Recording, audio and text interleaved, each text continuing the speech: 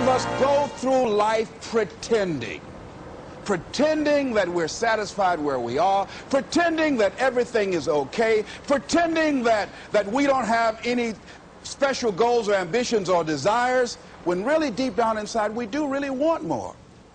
Find out what it is you want and go after it as if your life depends on it. Why? Because it does. It's time for you to look within yourself and decide that I'm in charge of my destiny. I'm in charge here.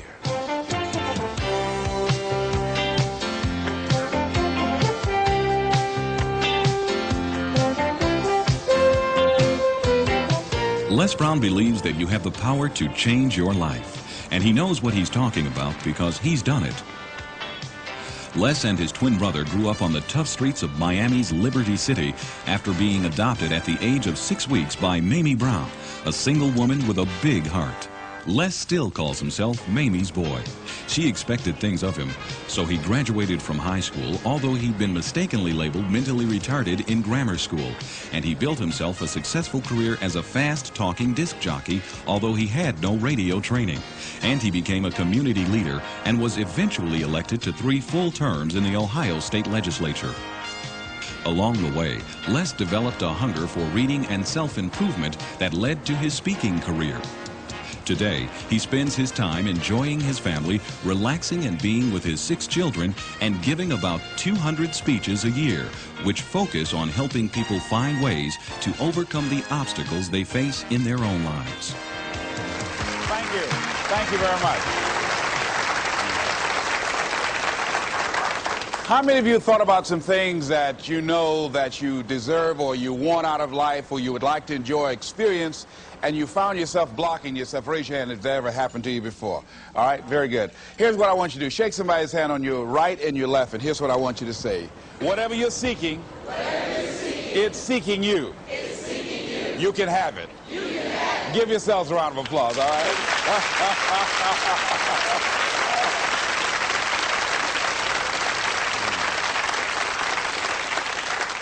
Now, the reason I brought that up is I was riding with a friend the other day, and I know this friend of mine who has been working on a job where she's been miserable for a long time. She was telling me about how she was miserable on the job and how she was so unhappy. So I said, if it's that stressful and if it's causing you that much pain, I say, why don't you just quit and do something else?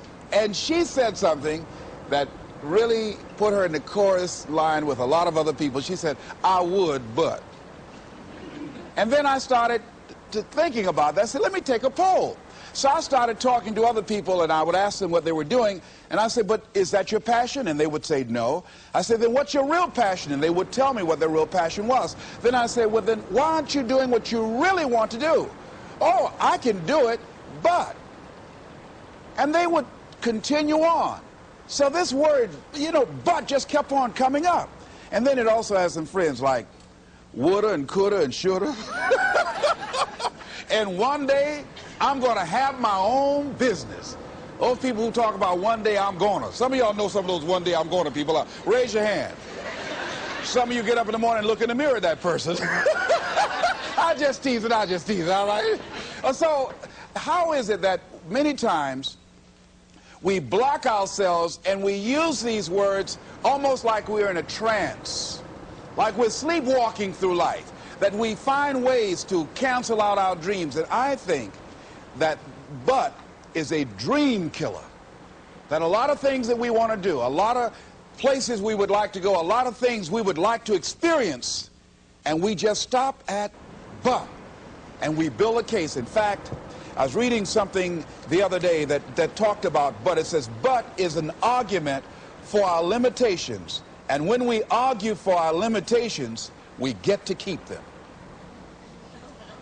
See, but will cause you to procrastinate. But will cause you to hide out behind fear. But will cause you to come up with all type of excuses that you can validate your inaction and not acting on your dream. And right now, more than ever, people need to look for ways to live their dream. People need to look for ways to make it on their own. There is no such thing as job security. There's no such thing as a storm-proof or tragic-proof life. There are no guarantees today, ladies and gentlemen. The illusion is gone. There was a time when we graduated from high school, you were told, go to college and get out, and you go and work for a corporation for 30 or 40 years. They'll give you a gold watch and you'll retire. Special announcement, that day is gone. That day is gone, never to return again. So instead of people living in fear, feeling stressed out, feeling powerless, feeling like victims, I think it should be a time that we need to begin to look at ways that we can become an active force in our own lives. Look at ways when we can decide to take charge of our own destiny. Look at ways when we can decide to design a life of substance and begin to truly live our dreams.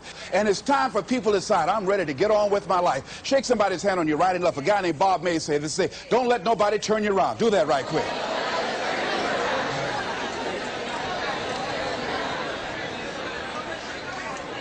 Now, you know, a lot of people say, I'm going to live my life one day when things get right. When I get all my bills paid.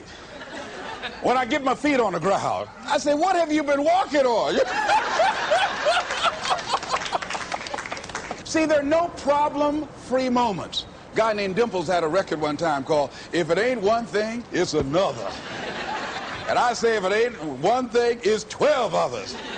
Always something there to build a case on why you can't move on, why you can't grow to the next level, why you can't begin to manifest your greatness, why you can't begin to live life on your terms.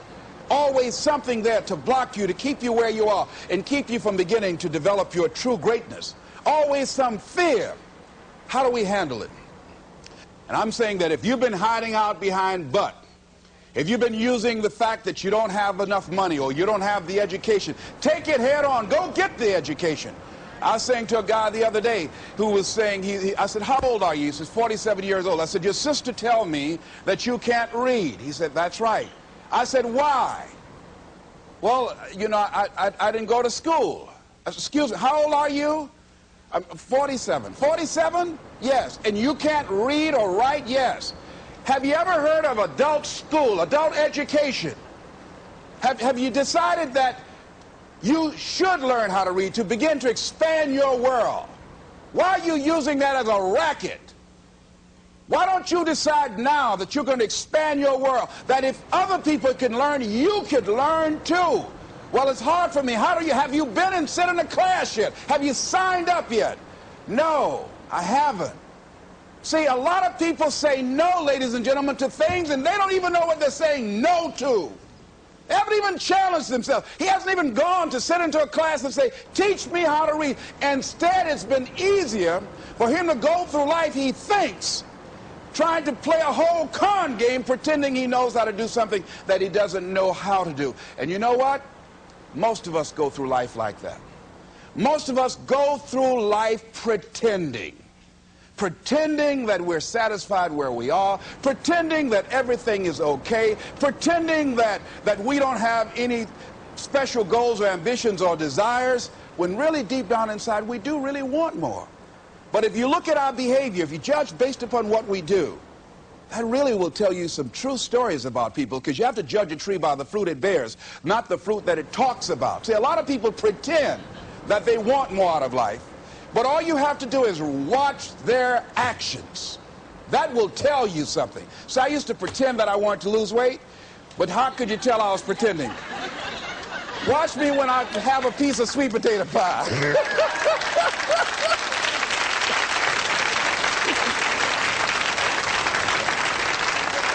Let me get within walking distance of some peanuts, some potato chips. See, I was pretending that I really wanted to lose weight. No, all you do is watch what I eat. I'll tell you what I'm seriously committed to. People will tell you, oh yeah, one day I want to have a restaurant. See, they're pretending they want to go into business for themselves. They're not serious. How can you tell, Les? Watch their actions. Watch what they're doing. The proof is in the pudding. So if you want to do something, if you thought about something you want to do, take it head on. Decide that you're going to start looking at it, start doing research on it, start tackling it, Start becoming involved in whatever and wherever it might lead you to begin to explore the possibilities in that particular thing that you're seeking, so that you can begin to learn all you can about it. Decide that you're going to face it, that whatever shortcomings you have, that you're going to strengthen yourself there. Whatever training that's required, that you're going to go get that training, that you're going to get started right now. George Washington Carver would say, do what you can where you are with what you have and never be satisfied. S.B. Fuller used to say, and you heard Joe Dudley talk about, always strive to be more than that which you are. Yeah, don't get satisfied with yourself. Always know that wherever you are, you can enjoy more, that you deserve more. But most people, you know what they do? Most people go through life quietly and safely, tiptoeing to an early grave. Find out what it is you want and go after it as if your life depends on it. Why? Because it does. People that have found their passion, people that found the things that they love, people that have found the things that they can pour their lives into, those people live longer. I was in New York and I had to do a seminar at a special church, and a guy by the name of Reverend Johnny Youngblood.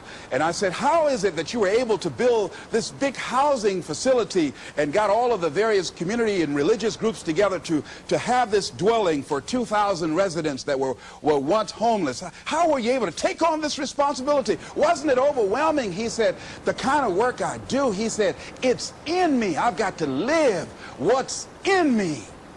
And I think that's everybody's desire in life. You got to live what's in you. Life is just too short and unpredictable. But what do we say? But there always be tomorrow. Oh no. There's no guarantees you're going to show up tomorrow. There are a lot of people who were here yesterday that they're not here today. There are a lot of opportunities that were around yesterday. They're not here today. Oh, you can wait, but you know what Abraham Lincoln said? Well, good things might come to those who wait, but only the things that have been left over by those who hustle.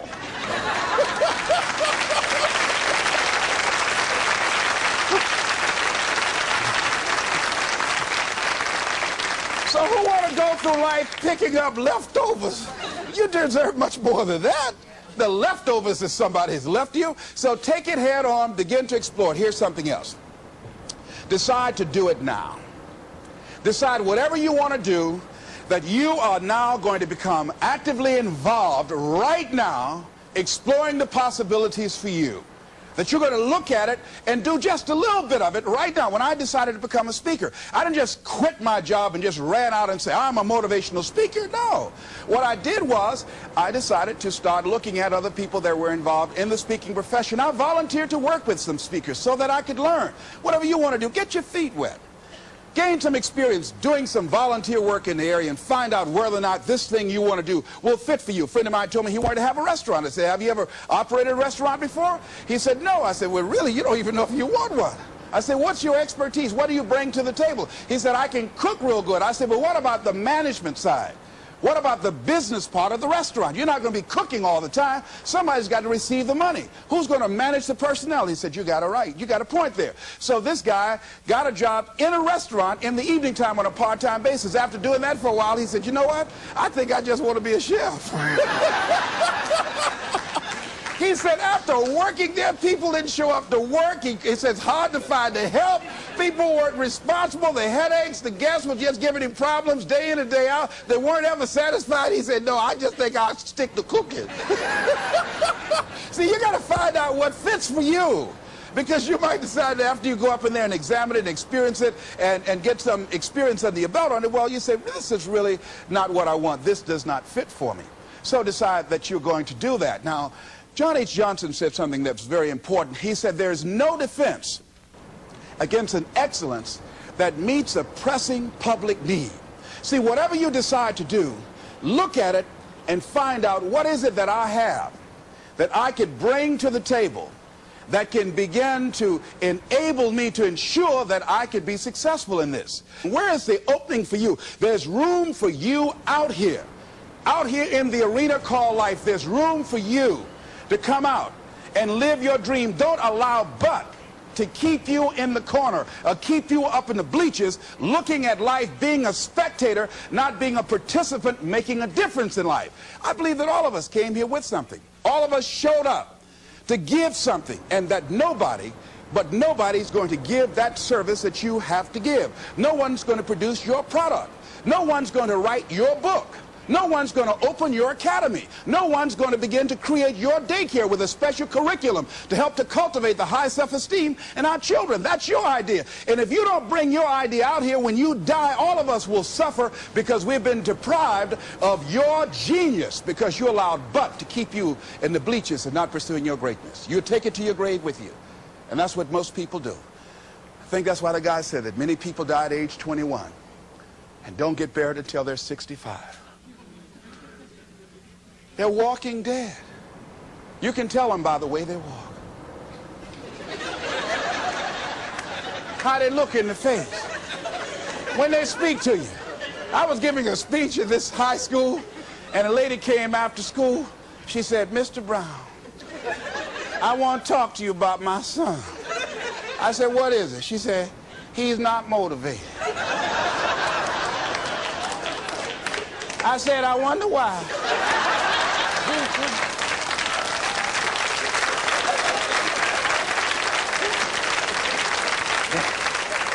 You got to have energy, ladies and gentlemen. You got to have life. If you're excited about what you're doing, even in the area of selling, you know people don't buy because of logical reasoning. People buy because of your way of feeling. People don't like to be around dead people. No, let the dead bury the dead. No, keep them away from you before they grab you and want to hold on to you. So the fact that whatever you do, you want to be excited about it. You want to have the kind of excitement that is so contagious that people want to be around you. Because whatever you're doing, whatever you talk to people about, this particular idea that you have, they're looking at you and they want to know, do you believe it? And are you the kind of person they want to be in business with? And if you're not positive, if you're not energetic, if you're not fired up about it, how can you expect anybody else to be fired up about your idea? Am I right? All right, repeat after me, please. I'm going to be fired up about my dream. I'm going to go at it with everything I got. Shake somebody's hand on your right and left and say, "You got what it takes."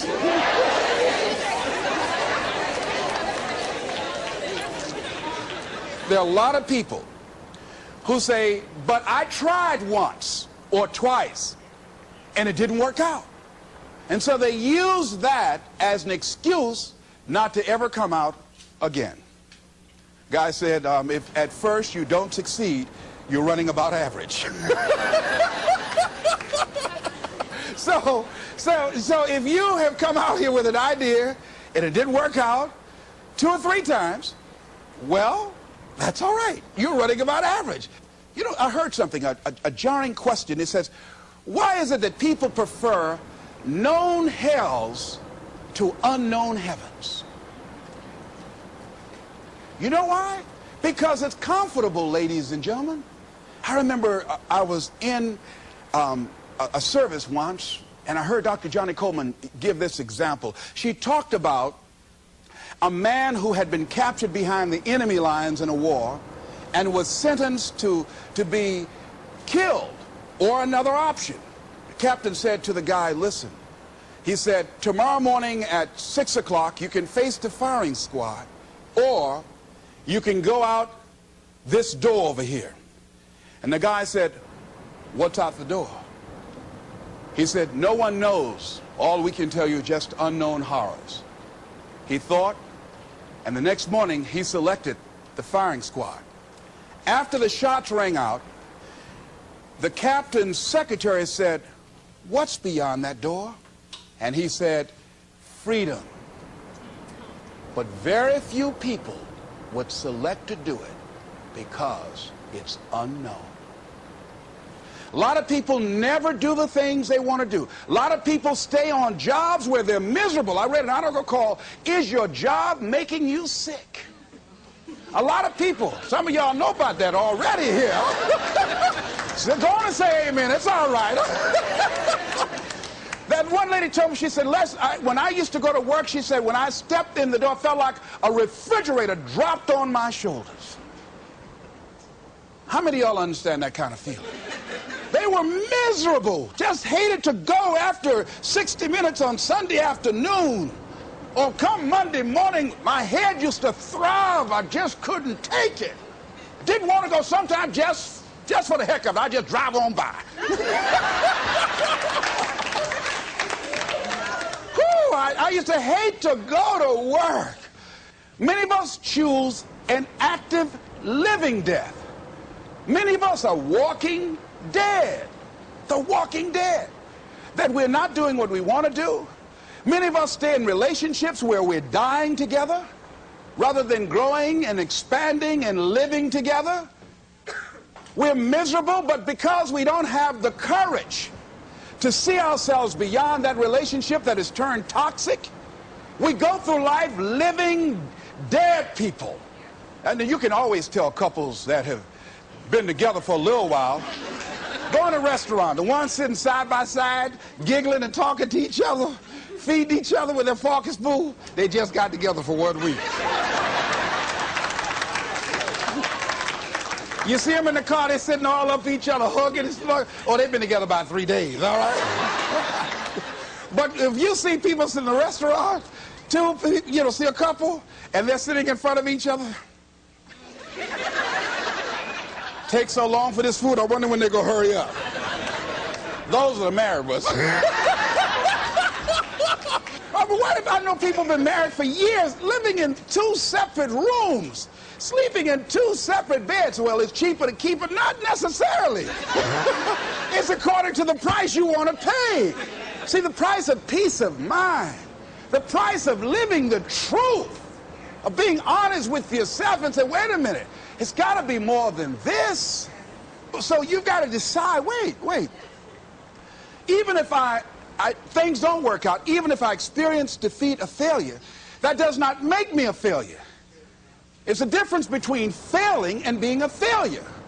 If things don't work out, if you don't produce the results you want, that's all. But don't confuse who you are with the results that you produce. I used to be a state legislator in Columbus, Ohio. And I remember once I was going to introduce some legislation on the floor, and after getting that legislation passed, a guy came up behind me, and he had some legislation that I opposed him on that. And I was about to stand up to debate this guy, and the guy next to me said, excuse me, don't debate that guy. Why? Do you know who that is? I said, no. That's Will Kosky from Toledo. It's a bad dude. He's a lawyer, Les. That man can debate. I don't care. I'm Les Brown, Mamie Brown's boy.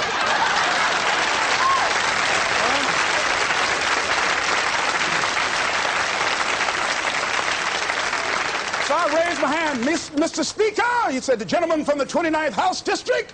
I said, yes, sir. To tell the gentleman I'd like to take him on. Challenge him on this legislation. He said, Will Kosky said, I would more than like to, Mr. Speaker. Everybody would say, whoa. I asked him some questions. He responded. I say, I wonder why I asked that man that question. Will Kosky wore me out. I mean, I was so embarrassed, I just limped back to my room with my yes, I can attitude. However, here's what I learned. When you win, see, if I win a debate, I win because of what I know. When I lose because what I don't know. So I had to check out, what is it that I did not know? I wasn't prepared. I did not do enough research. I did not do my homework. So he handled me like he wanted to.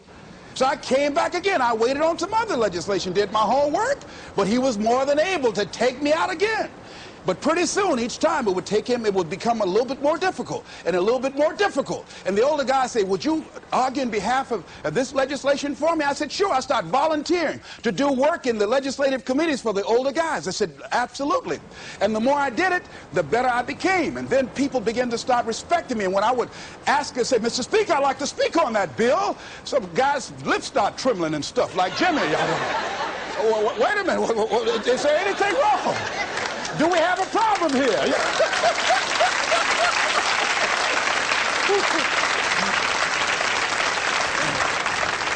But if I wasn't willing to be humiliated, if I wasn't willing to allow myself to be embarrassed, if I wasn't willing to be debated and defeated, if I wasn't willing to look at it and say, well, I'm just not good as I'm going to be. You know what that lady say? Lord, I ain't what I want to be, ain't what I'm going to be, but thank God I sure ain't what I was.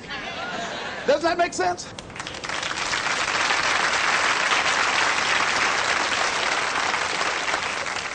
See, you want to learn all you can in life. You've got to be willing to experiment. You've got to be willing to learn to dance with life. You know, Larry DeAndre said, if you don't learn to dance with life, life will pass you by and get another partner. I'm saying you're going to have to dance even if you don't want to. You're going to have to dance with life. So you might as well learn you some steps, because it's going to drag you out on the floor anyhow. So you better get out there and try to do the twisters. Try to do something. Say, life is just looking all right. Because life going to put some knots on your head anyhow. I mean, he'll come up in the bleachers and slap you before everybody. That's why? That's called life. No one is immune. Just think, just over a year ago, everybody's talking about Donald Trump. He was a darling of America, the American dream fulfilled. Just over a year ago, less than 2 years, everything that people were bragging about, this wealthy, invincible American figure, look what has happened now. Everybody, no one is exempt from that. I was talking to a friend of mine by the name of Maria. And Maria, who was diagnosed as having muscular dystrophy at age 15 and wheelchair bound, figured that enough had happened to her. She was somewhat immune, she felt, unconsciously, from any more accidents or misfortunes in life. Her wheelchair malfunctioned. She fell out, suffered a closed head injury, almost went blind, lost her memory and concentration for a long period of time. She said, on that day, Les, I decided to live. I said, why? She said, life is about today. She said, I felt because what had happened to me, I was exempt somehow. No. Life will knock on everybody's door. I don't care who you are, care how nice you are. Life will come get you. People will dislike you because you're nice. Oh, she thinks she's nice. She's Miss Goody Two-Shoes. People will dislike you because you look better than they do. Because you have more than they do. They'll be envious and make up lies about you and attack you. Be envious of you. Why? I don't know. That's the way they set it up. I don't know. I don't even ask any questions. That's just the way it is. That's the way it is. Handle it. And that's what Maria said. Les, I'm going to live. She said, and they told me I was going to go blind. I said, wait a minute, can you imagine me around a shopping center in a wheelchair and a walking dog too? Oh, no. She said, I'm going to see, Doc. I've got to. And she can see today. That willpower, that determination, very positive, upbeat person. I say, but don't sometimes you feel sorry for yourself, and don't you wish you had the capacity to do what other people do? She said, I don't waste my time comparing my condition with other people, one. And she said, people that suffer from a lack of motivation suffer mainly from a lack of self-appreciation. She said, I know that I have value, and the fact that I'm in a wheelchair doesn't make me any less of a human being who can contribute something to life.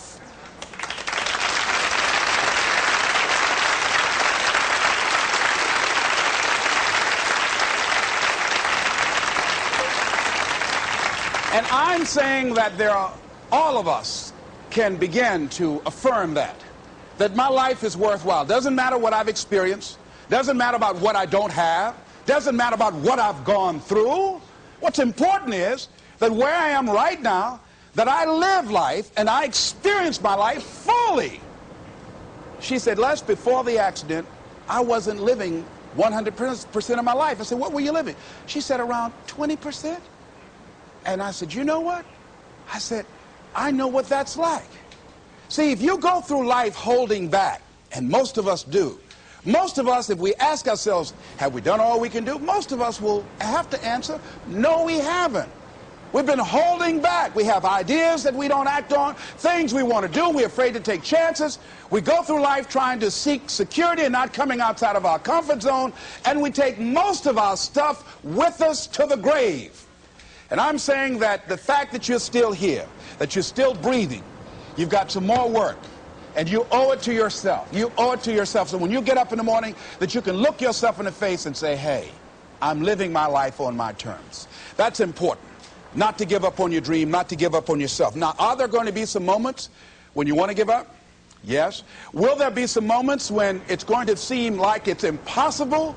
The pain that you're experiencing, the disappointment that you're experiencing, that you're going to say, it's not worth it? Yes, that's going to be right there for you. It's going to be in your face, telling you to go back. You're going to start listening to the buts, and buts will have all kind of help and support from your family members and friends saying, I told you, fool.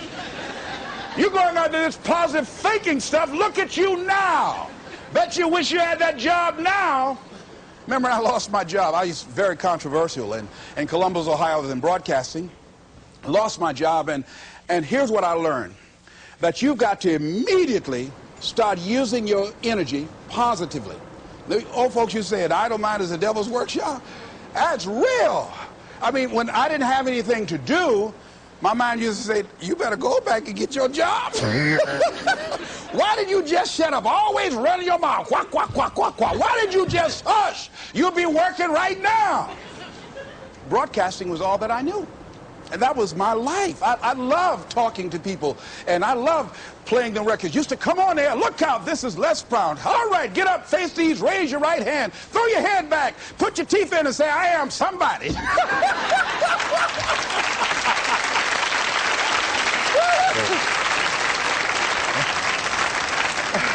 Now here's what you discover when you're real good at what you do. A lot of people find you to be a threat. They won't hire you. Oh, they want people in there they can control or dominate. So if you're a high-powered person, sometimes that can be a liability for you. So it was difficult for me to get a job in broadcasting. Did not get a job in broadcasting. Had to take another route. Had to begin to use my talents and abilities in another area.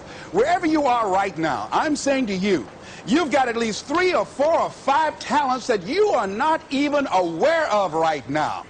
And you'll never be aware of them unless you come outside your comfort zone and challenge yourself to develop your talents and abilities, to see what it is that you might have a knack for, that you haven't discovered as yet. See, most people never discover their true potential or their other talents and abilities because they figure that they're one-dimensional.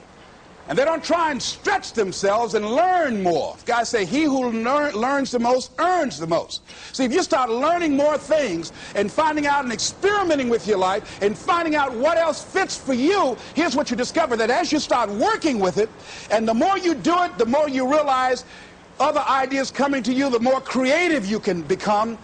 And then you say, wait a minute, you know, this comes much more easily than I realized. I've developed a knack and a style for this. See, a guy said to me, he said, if you develop your gift, see, you like to talk, you like people. I said, yeah. He said, if you develop your gifts, he said, your gifts will take you a long ways in life. And ladies and gentlemen, because I decided, so I used to be a jack of all trades and master of none. I tried to do everything. I used to be a disc jockey, state representative, community activist, used to do public relations work, used to promote shows, used to be an MC in a nightclub, used to own a nightclub, the Pink Pussycat in Columbus, Ohio. I did everything, sold insurance, you name it, door-to-door salesman, I did it all. But finally, I decided to focus my energy. I looked at all my talents and abilities. I said, well, I got to just find what's my one thing, what's my trump card, what's the one thing that I do better than I do anything else. I said, well, I like to do a lot of things. I like to promote, I like to MC, I like to talk, I like being a disc jockey, program director, I like being a community activist, I enjoyed being a state legislator, but I had to find one thing, and I found that one thing. I decided I was going to develop myself as a speaker. And I started following other speakers around. I started doing research. I would read about Marcus Garvey, Frederick Douglass, Booker T. Washington, Winston Churchill. The truth is incontrovertible. Malice may attack it, ignorance may deride it, but at the end, there it is. Carlyle, truth crushed to earth, shall rise again. I would follow Dr. Otis Moss. I read what Dr. Martin Luther King said. He's the greatest preacher in the world. I used to follow him. Of Charles Adams out of Columbus, out of Detroit, Michigan. Any great speakers, I would follow them and watch them. I'd be in the back just checking them out. Used to watch Billy Graham on television, turn the volume down to watch his hand movements because he's so expressive with his hands. I just became a student of the area that I wanted to become involved in. I would go to the motivational rallies, join the National Speakers Association, and watching all these guys, and then I would work and practice in other areas and developing my own style. Sometimes I would imitate other guys, and eventually what you'll begin to do is that you emerge and develop your own style as you do it and work with and work with and work with and work with it. And I say to you, that is so exciting. People that are working on their dreams and developing themselves, they have a different kind of walk. have different kind of energy. You can tell in the tempo of their conversation, they walk differently. They have a lot of energy. They have a glow about them.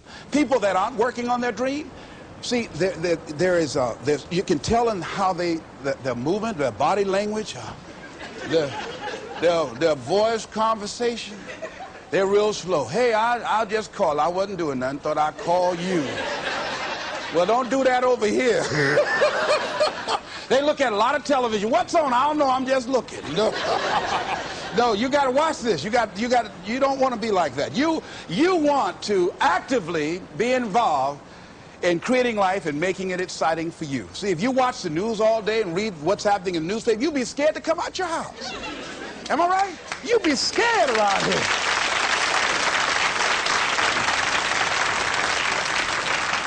See, you got to keep the little boy and the little girl alive in you. See, most people don't smile. You know that? Just smile. Just smile sometimes. You know, even if you're homely, you look good when you smile. Watch this. Isn't that something? Smile at a homely person on your right and left right quick. You know. Now, if you look over there and they're already smiling, then you are the homely one. I'll just play it.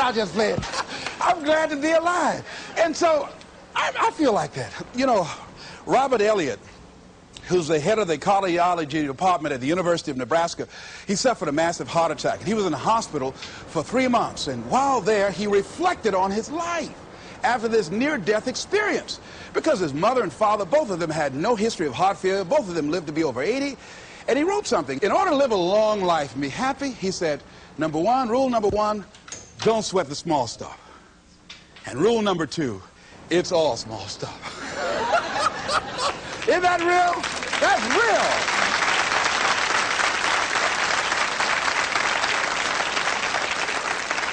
See, if you're working on your dream, sure there are going to be times you're going to want to give up. Sure there'll be times in life I'll knock you down and catch you on the blind side. But the challenge is to hold on. And if you hold on tenaciously, I say the universe is on your side. A way will come out of nowhere. Someone will step forward and help you. Just a blessing. Who are you? I don't know, but thank you for coming. Hey.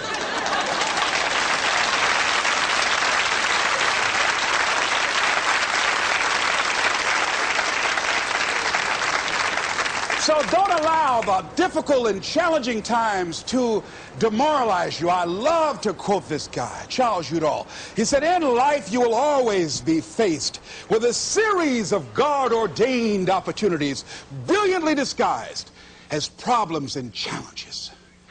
And I'm saying, in your hands, you have ideas. You have been given something to bring to the universe that was not here before you showed up. See, nobody, ladies and gentlemen, is going to give Les Brown's speech. This is my speech. The motivator from Detroit, it's my speech. You can't take Mamie's boy. You can't take my speech. No, you got to go get your own speech. You can't come up here and take my speech. No. So I'm saying to you, can nobody take your good? See, that which is meant for you has your name on it. No one can take your good from you. That's you. That work you've been given, that idea that you've been given, if you don't come out here with that idea, no one's going to bring your idea out here. Whatever you're sitting on, whatever idea you're working on, whatever passion, you got to be like Johnny Youngblood. He said, hey, I've got to live what's in me. And let me tell you, I'm happier than I've ever been in my life. Why? I got peace of mind. You can't even put a price tag on that. I'm doing what I'm supposed to do.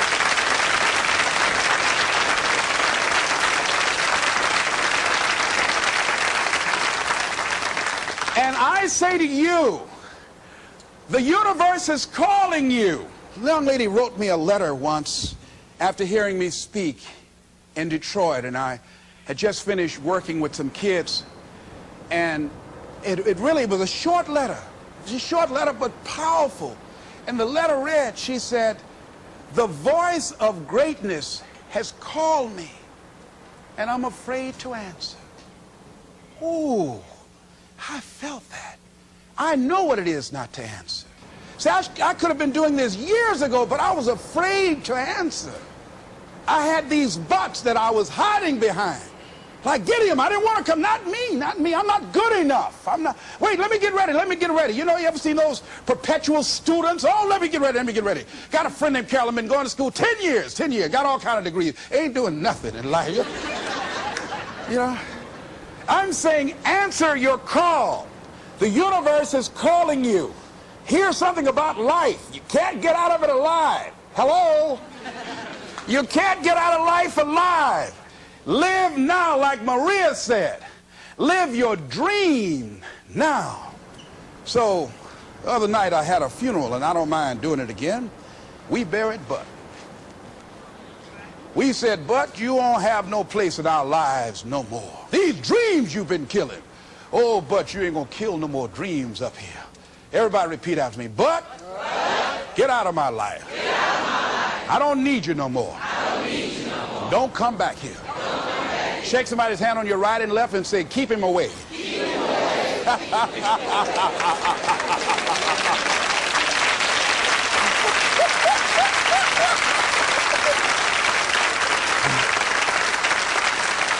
So finally I say, look at your life and decide that my life is beautiful, that my life is meaningful to me.